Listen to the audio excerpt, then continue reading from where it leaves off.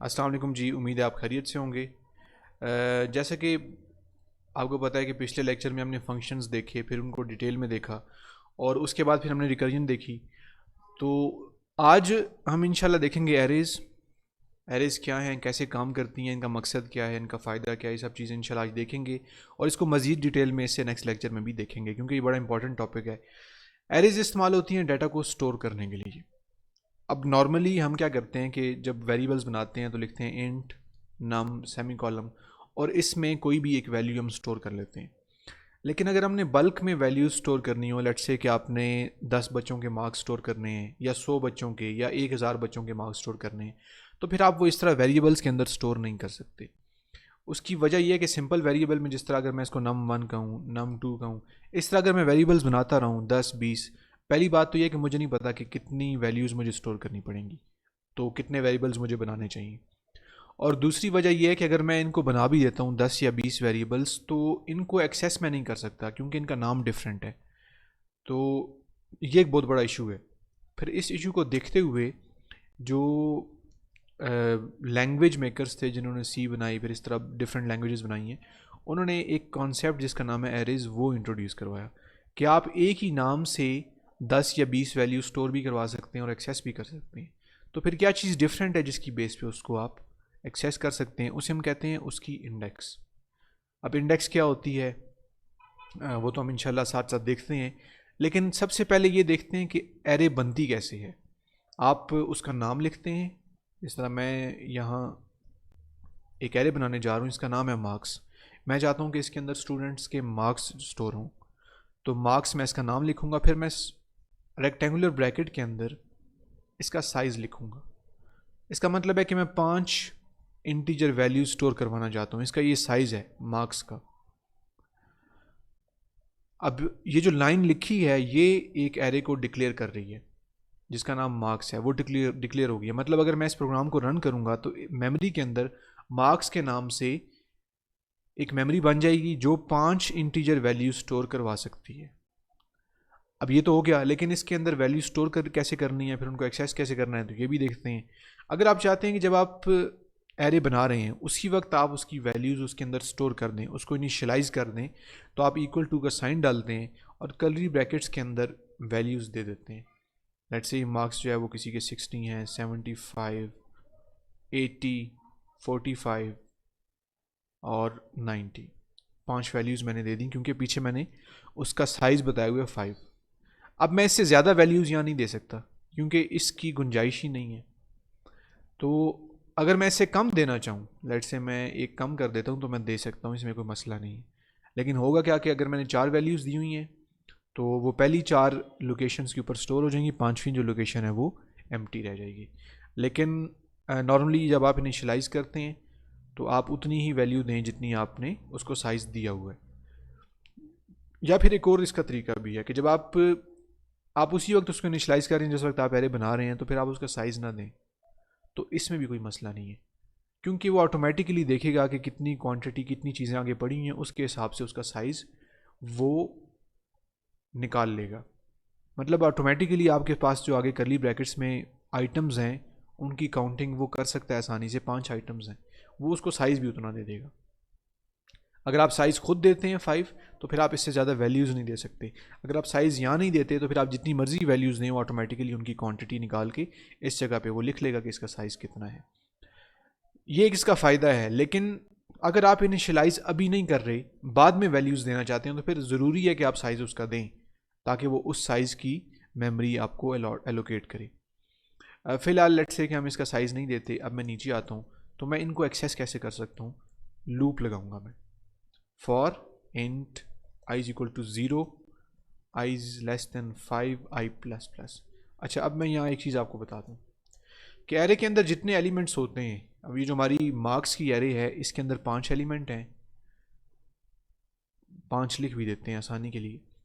इनका जो सबसे आखिरी एलिमेंट है वो 4th इंडेक्स पे होगा, जितना साइज़ है -1। उसकी वजह यह है कि जो सबसे पहला एलिमेंट होता है वो 0 इंडेक्स पे पड़ा होता है, तो वो 0 पे जब होगा तो ऑटोमेटिकली जो आखिरी एलिमेंट है वो 4 पे होगा। 0 1 2 3 4, तो ये 5 एलिमेंट्स हो गए। आप एरे का जितना भी साइज़ देंगे उसका आखिरी एलिमेंट साइज़ -1 वाली लोकेशन पे पड़ा होता है। और जो फर्स्ट एलिमेंट है वो 0 इंडेक्स पे पड़ा होता है। तो अब मैंने ये लूप लगाया 0 से लेके <5 मतलब 0 से लेके 4 तक ही चलेगा। और इधर मैं कहता हूँ सी आउट मार्क्स ऑफ आई। अब जब आपने एक्सेस करना है तो आपने उस वक्त भी रेक्टेंगुलर ये जो स्क्वायर ब्रैकेट है, ये इसको जो भी कह लें, इसको यूज़ करना है। इसके अंदर आपने इसकी इंडेक्स लिखनी है। अब मैं अगर आई लिख रहा हूँ तो आई की वैल्यू 0 से लेके 4 तक जाएगी। पहले वो मार्क्स ऑफ 0 डिस्प्ले करवाएगा, फिर marks of 1, marks of 2, marks of 3 और मार्क्स ऑफ 4। तो 5 वैल्यूज़ वो डिस्प्ले करवा देगा। इसके साथ मैं लिखता हूँ एंड एल और सेमी कॉलम। अब अगर मैं इसको कंपाइल करता हूँ और रन करता हूँ तो देखें 60, 75, 80, 45, 90, तो इसने सारी वैल्यूज़ इसने डिस्प्ले करवा दी हैं। तो एरेज़ की जो वैल्यूज़ हैं वो आप ऐसे इनिशलाइज करते हैं और ऐसे ही उनको एक्सेस करते हैं। और इसका फ़ायदा क्या है, लेट्स से कि अगर आपने 1000 बच्चों के मार्क्स जो है वो स्टोर करवाने हैं तो आप इसमें स्टोर करवा सकते हैं। फिर उस पर एनालिसिस भी कर सकते हैं कितने पास हैं कितने फेल हैं। लेट्स से कि अगर मैं इस लूप के अंदर ही ये कह दूं कि if marks of I is greater than 50, greater than और इक्वल टू 50, 50 या 50 से ज़्यादा हैं तो वो पास है, उनके डिस्प्ले करवाए। अब आप देखेंगे कि जो फेल है एक बच्चा इसमें जिसके 45 मार्क्स हैं, उसके मार्क्स डिस्प्ले नहीं होंगे, 60, 75, 80, 90। तो इस तरीके से आप इफ़ एल्स यूज़ करके जो है वो जो कुछ भी करना चाहें वो आप काम कर सकते हैं। लेकिन जो मकसद था वो ये था कि एरेज़ को यूज़ कैसे करते हैं। तो ये हमने इनिशलाइजेशन उसी वक्त कर दी थी जिस वक्त हमने एरे को बनाया, डिक्लेयर किया। अगर आप उस वक्त उसको इनिशलाइज नहीं करना चाहते, मैं इसको कमेंट कर देता हूँ, और आप चाहते हैं कि मैं इसको बाद में इनिशलाइज करूँ, तो इनिशलाइज करने का भी सबसे बेहतर तरीका लूप ही है। For int j is equal to 0, j is less than 5, j plus plus. अब मैं चाहता हूँ कि यूज़र वैल्यू दे, वो जो वैल्यू दे वो मैं एरे के अंदर स्टोर कर दूँ। तो मैं सबसे पहले यूज़र से कहूँगा कि वो एंटर मार्क्स, वो मार्क्स एंटर करे, एंटर मार्क्स, और उसके बाद सी इन किस में जाएगा, मार्क्स ऑफ आई। सबसे पहले आई की वैल्यू 0 है, मार्क्स ऑफ 0 में जाएगा। उसके बाद दोबारा लूप चलेगा तो वो 1 में जाएगा, मार्क्स ऑफ 1 में, फिर मार्क्स ऑफ 2 में, मार्क्स ऑफ 3 में, मार्क्स ऑफ 4 में। तो 5 वैल्यूज़ मैं यूज़र से लूँगा और वो मैं मार्क्स ऑफ आई में, मतलब उसमें एरे के अंदर स्टोर कर रहा हूँ। जब स्टोर कर लूँगा तो आखिर में मैं कहता हूँ C out and L, next line में आओ और फिर उन 5 वैल्यूज़ को उसमें से जितने पास हैं, जिनके 50 से ऊपर मार्क्स हैं, उनको डिस्प्ले करवा दो। तो एक काम मैं करता हूँ, एंटर मार्क्स से पहले स्लैश एन, भी स्लैश एन और एंड एल आपको पता है कि दोनों सेम है। तो अब मैं ऐसे करता हूँ, अब मैं कंपाइल करता हूँ। अच्छा जी, अब इसमें एरर आ गया, वो कह रहा है कि मार्क्स ऑफ, अच्छा आई मैंने लिख दिया, इधर जे लिखना था इसको। अब आई और जे से फ़र्क नहीं पड़ता, जे असल में क्योंकि लूप जे का लगा हुआ है तो मैंने इंडेक्स भी जे को यूज़ करनी है। इधर लूप आई का था तो मैंने इसलिए यहाँ आई दिया। तो सिर्फ इतना इसमें मसला था। इसको कंपाइल करते हैं और इसको रन करते हैं। अब एंटर मार्क्स, मैं कहता हूँ जी एक बच्चा है जिसके 35 नंबर है। फिर एंटर मार्क्स, मैं कहता हूँ इसके 78 हैं, फिर 67 है, फिर 97 है, फिर जी 45 है। अब देखें इसमें 2 के 50 से कम है।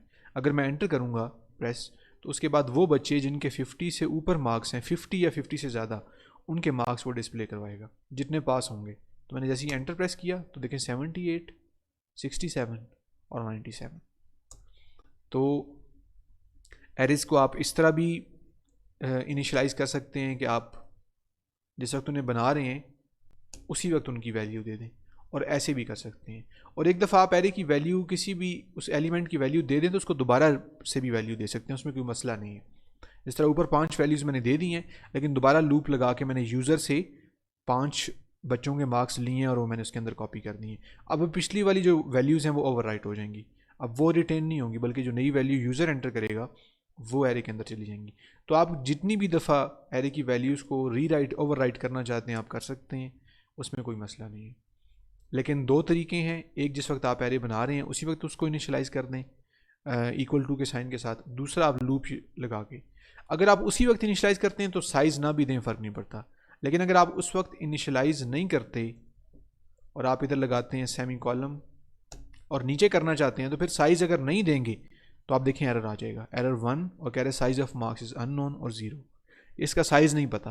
तो जब साइज़ ही नहीं पता तो आपकी जो स्टेटमेंट है इसकी बेस पे मैं कैसे मेमोरी एलोकेट करूं, तो ये प्रॉब्लम आ जाता है। इसलिए आपने साइज़ देना होता है। लेकिन अगर आप उसी वक्त उसको इनिशियलाइज़ कर रहे हैं और साइज़ नहीं देते, तो फिर भी उसको पता है कि राइट साइड पे कितने एलिमेंट्स हैं, उतने मैंने इसको साइज़ देना है। अगर मैं इसको कंपाइल करूं तो देखें एरर नहीं है।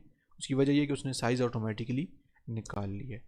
तो मेरे ख्याल से अब आप लोग समझ गए होंगे कि कैसे एरेज को इनिशलाइज़ किया जाता है, कैसे डिक्लेयर करते हैं, इस तरह डिक्लेयर करते हैं, कैसे इनिशलाइज़ करते हैं दो तरीक़ों से। एक जब उस वक्त बना रहे हैं उसी वक्त इक्वल टू का साइन दे के करली ब्रैकेट्स के अंदर कॉमा सेपरेटेड वैल्यूज़ दे दें।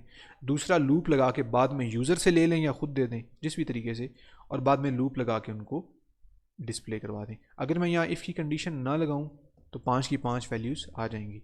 इफ़ लगाने का मकसद सिर्फ ये था कि मैं उनके ऊपर एक चेक लगा रहा हूँ कि जो पास हैं वो डिस्प्ले हो जाएं और जो फेल हैं वो डिस्प्ले ना हो।